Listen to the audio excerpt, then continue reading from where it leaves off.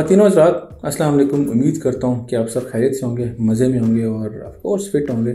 Premiere पे आज से मैं काम थोड़ा कम कर दूँगा, वीडियोज़ अपलोड करूँगा लेकिन उस फ्रिक्वेंसी से नहीं करूँगा जिस तरह मैं पहले करता था, क्योंकि मुझे लगता है कि मैं काफ़ी सारे कॉन्सेप्ट्स आपके क्लियर करवा चुका हूँ कि इस इफ़ेक्ट को यूज़ करने के लिए, मतलब बनाने के लिए आपको किन टूल्स की ज़रूरत पड़ेगी। सो वही टूल्स आप 10 और जगह इस्तेमाल कर सकते हैं, लेकिन वो आपकी अपनी क्रिएटिविटी होती है कि आप चीज़ों को कैसे देखते हैं। आपकी अपनी इमेजिनेशन है, क्रिएटिविटी है कि आप नया कुछ कैसे क्रिएट करते हैं टूल्स की मदद से, जो कि मैं आपको ऑलरेडी काफ़ी कुछ सिखा चुका हूँ। इस पे काम मैं करता रहूँगा प्रीमियर के ऊपर, लेकिन जैसा कि मैं बता चुका हूँ कि कम वीडियोज़ आएंगी और ज़्यादा काम मैं करूँगा आफ्टर इफ़ेक्ट्स के ऊपर, क्योंकि आफ्टर इफ़ेक्ट्स वीडियोज़ का फ़ोटोशॉप है और इफ़ेक्ट्स के बगैर वीडियो जो है वो थोड़ी सी अधूरी सी लगती है आजकल। और अगर आप किसी के लिए प्रोजेक्ट बना रहे हैं या कहीं काम कर रहे हैं तो क्लाइंट की डिमांड होती है कि इफ़ेक्ट्स वगैरह डाले जाएं। वैसे तो प्रीमियर के अंदर आप काफ़ी सारा काम कर सकते हैं, ज़रूरत नहीं पड़ती आफ्टर इफ़ेक्ट्स की उस हद तक, लेकिन अगर आप स्पेशल इफ़ेक्ट्स की बात कर रहे हैं या कुछ ऐसा अलग करना चाहें, मिसाल के तौर पे आपने गाने के आगे बीट ऐड करनी है, यानी कि क्योंकि बहुत सारे चैनल्स यूट्यूब के ऊपर वॉइस ओवर के हैं और एक वॉलपेपर लगा देते हैं, उसके ऊपर टेक्स्ट आ रहा होता है और पीछे गाना चल रहा है और गाने के साथ उसकी बीट के साथ टेक्स्ट रिएक्ट कर रहा होता है। सो बड़ा अच्छा लगता है। तो कभी कभी ऐसी चीज़ें आपको ज़रूरत पड़ती हैं जो कि प्रीमियर के ऊपर नहीं होती, ये होती हैं सिर्फ आफ्टर इफ़ेक्ट्स के ऊपर, और यही रिएक्ट इफ़ेक्ट मैं आपको आज सिखाऊंगा। इसी से मैं स्टार्ट लूँगा क्योंकि मुझे अच्छा लगता है, सीधी सी बात है। सो बहुत इजी है, मुश्किल नहीं है, लेकिन मुश्किल है यार। ऑफ कोर्स आफ्टर इफ़ेक्ट्स है तो थोड़ा सा कॉम्प्लेक्स चीज़ें तो होंगी, लेकिन अगर आप ध्यान से देखेंगे, तसल्ली से और थोड़ी सी प्रैक्टिस करेंगे, अगर एक दफ़ा आपका कॉन्सेप्ट क्लियर हो गया तो आप यही चीज़ 10 जगह और इस्तेमाल कर सकते हैं, सेम एज प्रीमियर। सो बगैर डिले किए चलते हैं आफ्टर इफ़ेक्ट्स पे, देखते हैं कि रिएक्ट इफ़ेक्ट कैसे होता है।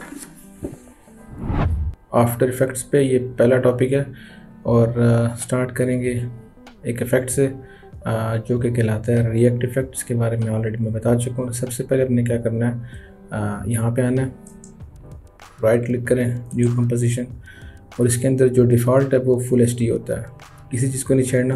बाकी ड्यूरेशन जो है वो आप अपनी मर्ज़ी से यहाँ से सेट कर सकते हैं, नहीं तो वो आगे जाके भी आप सेट कर सकते हैं। ओके प्रेस करें। इसके बाद हमने जो फाइल्स हैं जिन पे काम करना है वो इंपोर्ट करनी है। तो सबसे पहले मैं इंपोर्ट करूँगा सॉन्ग, कोई सा म्यूज़िक ये कर लेता हूँ। यहाँ से मुझे ड्रैग एंड ड्रॉप करना है, ये हो गया।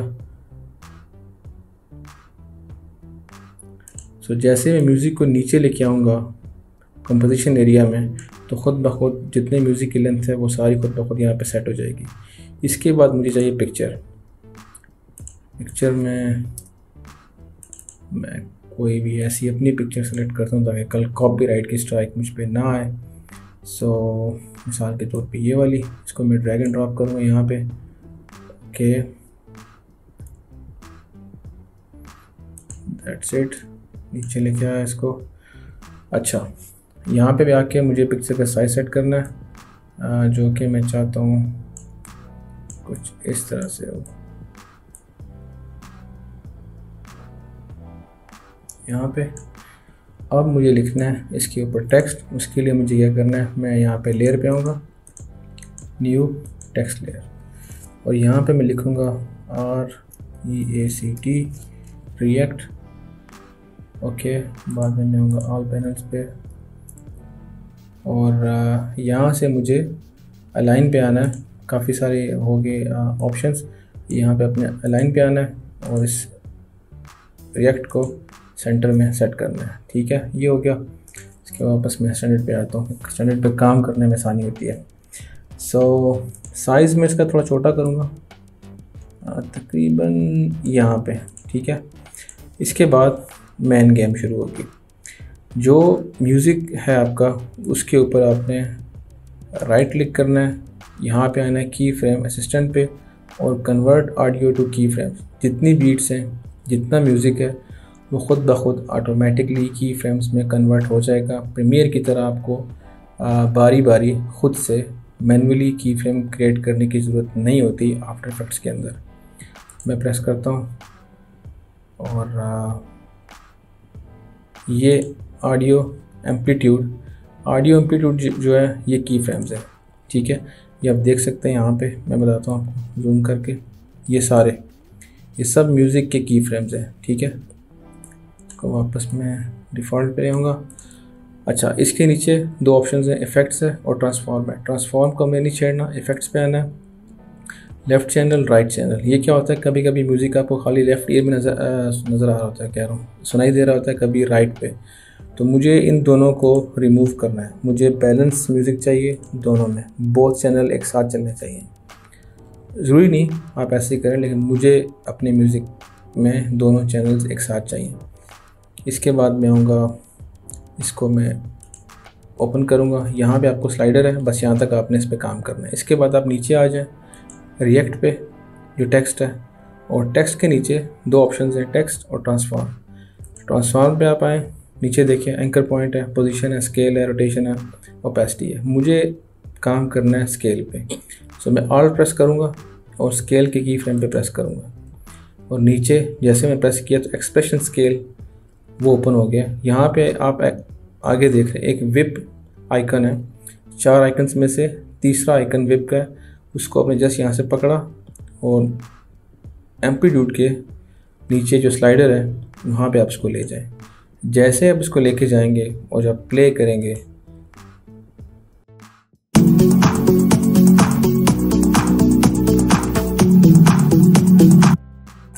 देखा आपने कि जो बीट्स आ रही हैं, जो वेव्स हैं, उस हिसाब से जो टेक्स्ट है वो रिएक्ट कर रहा है, लेकिन टेक्स्ट का साइज़ बहुत छोटा हो गया, जो कि मुझे सही करना है।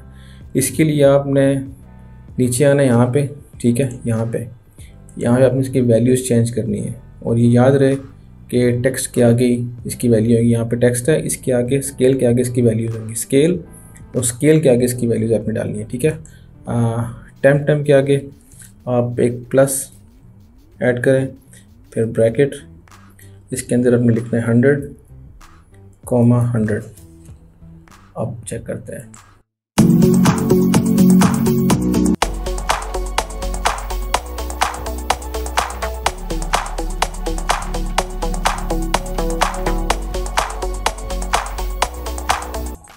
ये था रिएक्ट इफ़ेक्ट, जो कि बहुत ज़्यादा इजी है, बहुत सिंपल है, बहुत आसान है।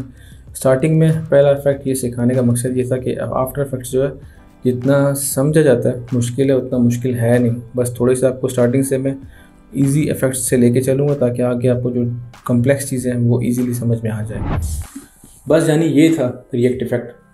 थोड़ा मुश्किल है ना, थोड़ा कम्प्लेक्स है, ऑप्शन ज़रा ज़्यादा आपको इस्तेमाल करने पड़ते हैं, अजीबोगरीब इनके नाम हैं, सो थोड़ा मुश्किल होती है। लेकिन जब आप प्रैक्टिस करते रहेंगे, मतलब दोहराते रहेंगे होमवर्क की तरह, तो चीज़ें सारी सही हो जाएंगी।